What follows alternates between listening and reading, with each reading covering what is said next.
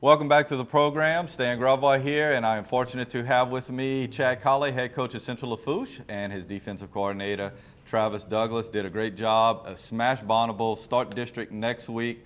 Your district actually is probably playing as well as it has in a long time. I mentioned a little bit earlier, to this point, the overall record of your district is 15-6. We're going to find out a little bit later, but we don't have any video from it.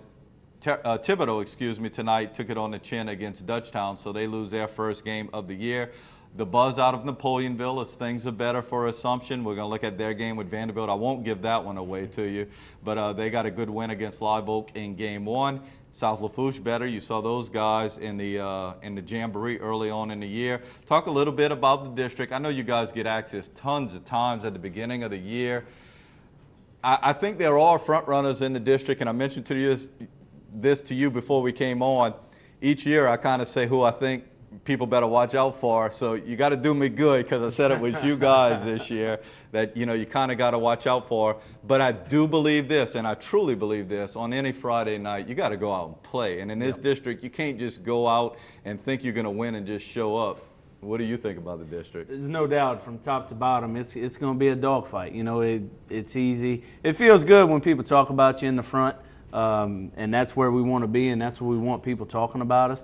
But week in and week out, it's like you said, you can't just show up and say, well, that's a win here, this is a win here. They're not. They're all going to be competitive, and we're going to sit and we're going to watch you on Friday nights and watch a score and say, wow, I can't believe so-and-so beat that team. So it's going to be an exciting race, and like you said, we talked about it earlier, PowerPoints. As many wins as we can get in non-district, it just goes a long way to getting more teams in the playoffs and getting us a little bit more recognition. Everybody talks about the River, and they deserve it. They're great teams, but if we could just get to that level, or get closer to that level, that's a goal that we need to have as a district. Well, you're knocking on the door in the top 10 right now. You're right outside of the top 10. You got enough points maybe this week to maybe get in that top 10. We'll talk about the Louisiana Sports Writers polls in just a little while. But first, we're going to go out to John L. Guidry Stadium, talk about one of those teams from District 858 that's playing better, South Lafourche High School.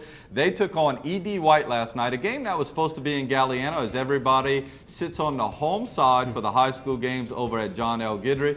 We see the score at this point, E.D. White up 15-8, but here comes the Tarpons, and there is Cameron Esponge handing off to Justin Galjour for a 23-yard run, and then Rusty Bourne, the workhorse for the Tarpons, takes it in for the touchdown right here.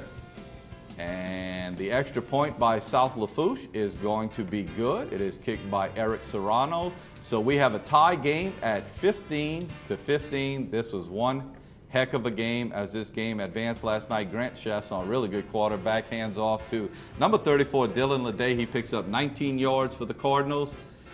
And here's a field goal that essentially probably could have won it, but is just wide to the right for E.D. White.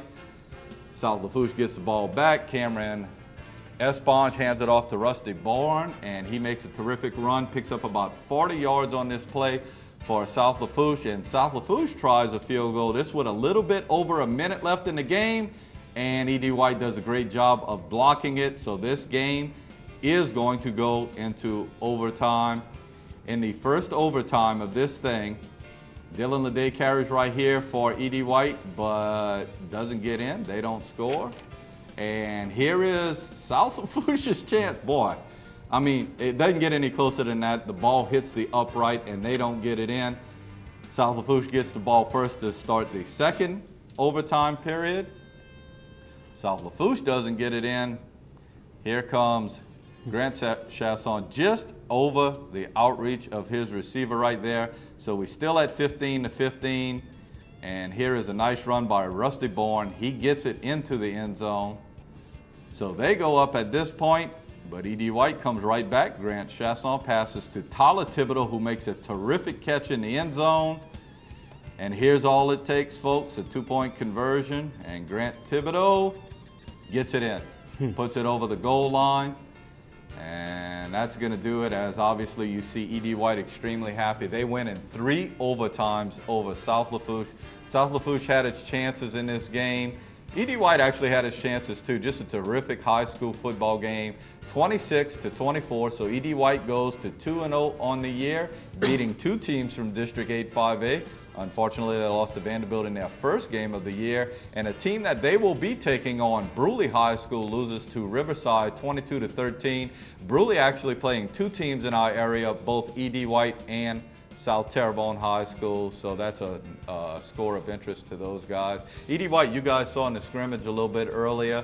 I think they're getting better and better. Coach Lasang was really disappointed in their first game against Vanderbilt, but a team that I think is getting better. Yeah, definitely. You know, we played them in the scrimmage.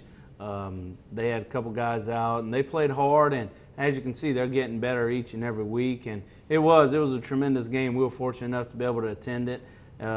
I think that's something we need to look into as a district, a Thursday night game at Nichols every week. The crowd was tremendous. It was a great atmosphere. You know, if we could get Thursday, Friday games, it would just boost us and boost our district and give those kids an opportunity to play at Nichols on that field. But it was a great game. It was very exciting, and it's games you love being at. Well, we're going to stay at John L. Goodrich Stadium because there was another game there tonight, and actually it was a Sunburst Media game of the week, and it's a game that I saw out there, Assumption against Vanderbilt Catholic.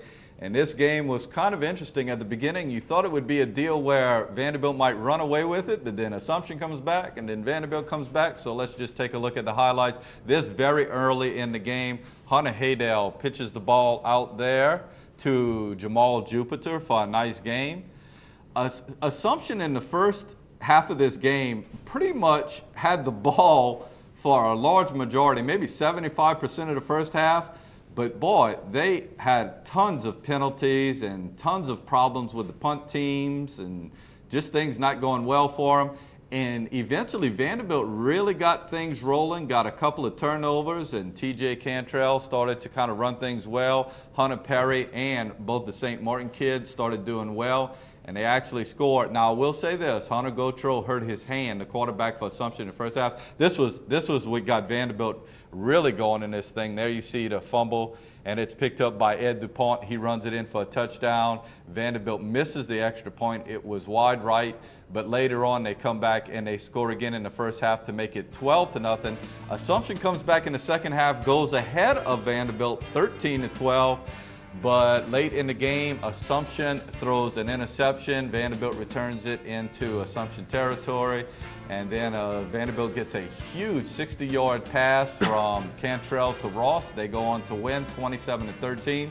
So that's 2 in a row for Vanderbilt. Assumption, after a big win against Live Oak, loses 2 in a row. That's got to be tough. And I would have to say, no offense to you guys up here on the set, but I'd imagine that bottom game was one of the better games in the state of Louisiana.